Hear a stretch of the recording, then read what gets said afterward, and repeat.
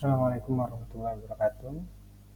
Eh, di sini saya akan membuat video yang ke-5, yaitu tentang pembuatan CPPT atau catatan perkembangan pasien terintegrasi.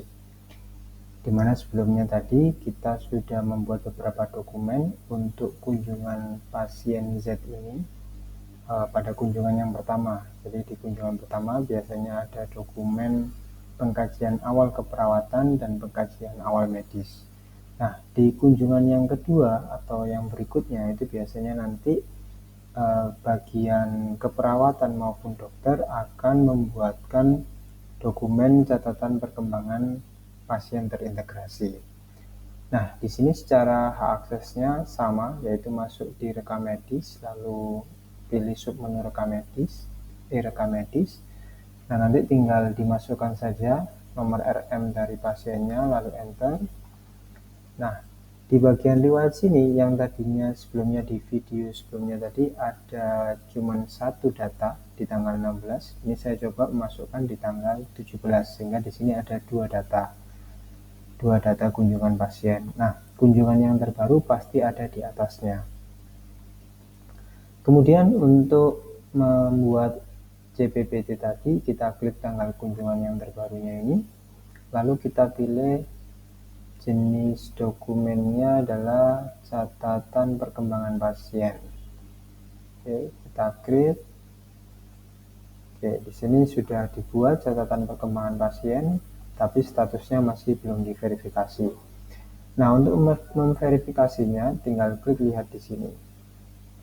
Perlu kita ketahui bahwa nanti alurnya adalah yang menginputkan pertama kali catatan perkembangan pasien terintegrasi ini adalah perawat, sehingga nanti bisa dilakukan plus tambah asesmen di sini, di mana jenis PPA-nya di sini bisa dipilih mau PPA sebagai NS, dokter, fisioterapi atau apoteker.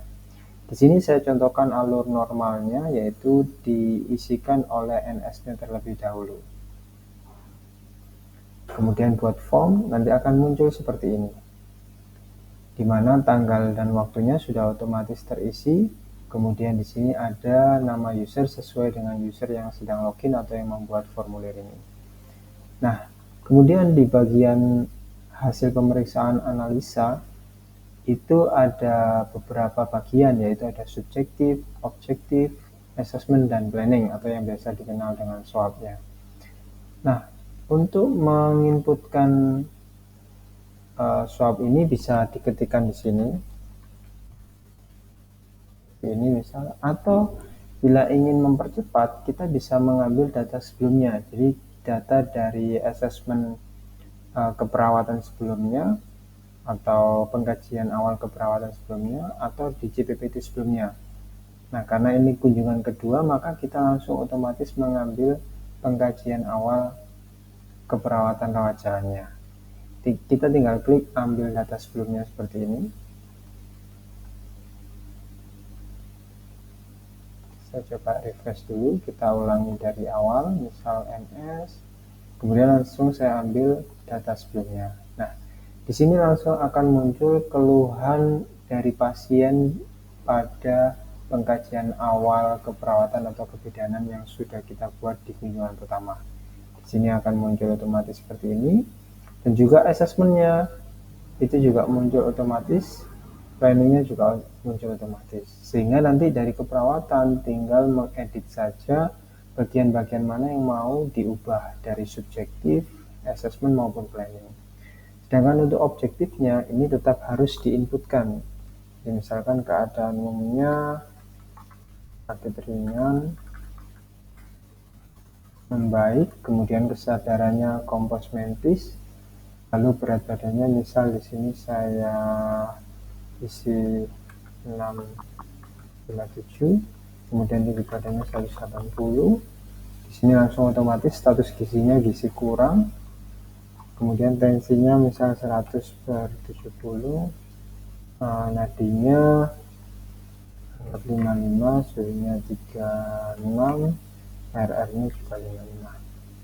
Dan di sini asesmennya misalkan mau ditambahkan atau dikurangi, misal seperti ini. Kemudian kontrolnya istirahat yang cukup. Nah, kemudian di bagian instruksi PPA-nya bisa di strip, misal tidak ada termasuk pasca bedah. Kemudian bisa diverifikasi oleh perawatnya, tinggal klik verifikasi lalu masukkan password ke perawatannya.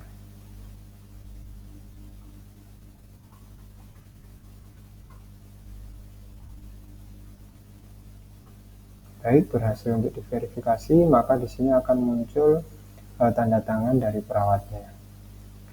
Kemudian dari dokter juga seperti itu, sehingga nantinya misalkan dokter melakukan atau membuat CPPT, itu tidak perlu membuat baru, tapi pada kunjungan ini tinggal diklik action lihat lagi. Nah, di sini kan sudah ada NS yang sebelumnya diisikan, nanti tinggal tambah assessment lagi, dipilih data jenis PPA-nya adalah dokter, lalu buat form. Nah, di sini otomatis subjektifnya kita ambilkan langsung dari CPPT NS-nya, jadi sama di sini. Kemudian objektifnya juga langsung kita ambilkan dari objektifnya keperawatan, sehingga langsung terisi di sini. Nah, kemudian untuk assessmentnya ini bisa dipilih kembali, misalkan di sini hypertension,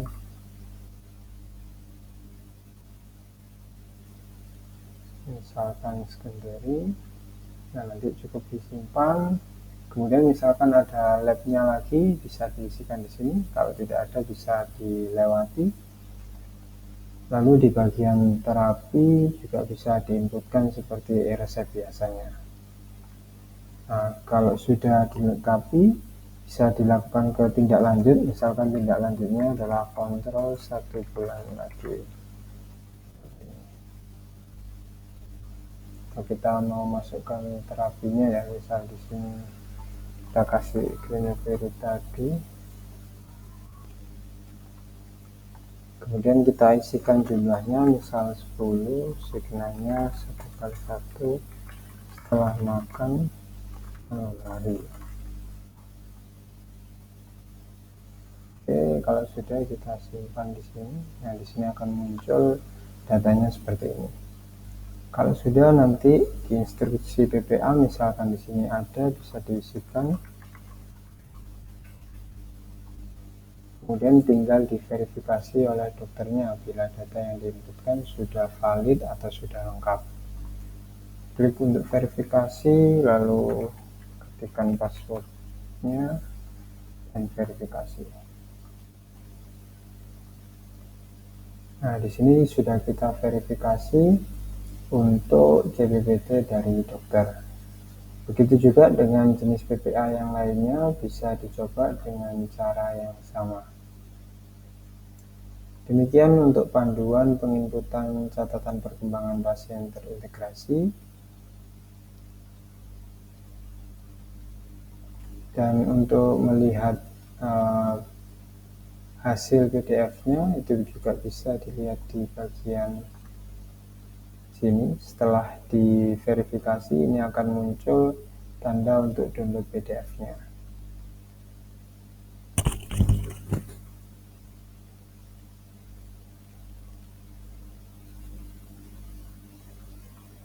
Nah, akan muncul seperti ini. Baik, begitu panduan untuk membuat catatan perkembangan pasien terintegrasi. Selamat mencoba, semoga diberikan kelancaran. Terima kasih. Wassalamualaikum warahmatullahi wabarakatuh.